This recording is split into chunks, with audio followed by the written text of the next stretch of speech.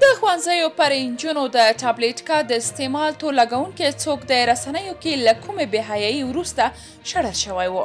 پټ رازونه هم دې ویډیو کې وګورئ او چینل سبسکرایب کړئ.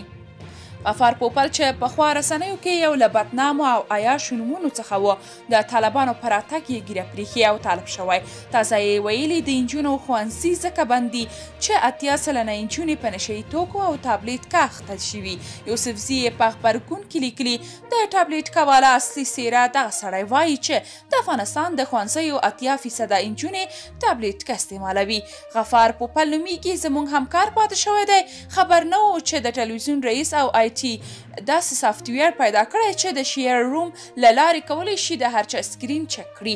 پوپل یې ځکه له دندې ځای پر ځای وشړه چې نجونو ته یې بد اخلاقه فلمونه لیږل. د نجلۍ نوم نه اخلم چې بیا نامداره نطاقه شوله او د هغې ګناه هم نه وه. زه په ژوند کې د چا شخصیاتو ته نه دانګم، خو دی زموږ ټولې خویندې پوډرې او بیلارې معرفي کړي. له دې زیات تعرض نه وي. نیو څنګه کې کار کولو خو د اتاق له ښیښو جوړ و.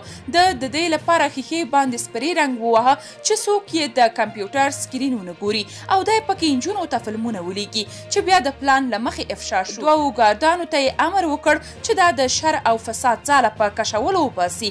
ما یې هم په تندي باندې یو څو کیبورډه کش کړ ځکه ډېر د نه سړي خوله ورسره وه او د اخلاقو کمی بیخي لري. که څه هم دی د شهرت تږی دی خو مجبور یې کړم. نصرت الله وفا لیکلي زموږ همکار و غفار پوپل یو لچک انسان دی چې هر چیرې تللی یو بد یې کړي.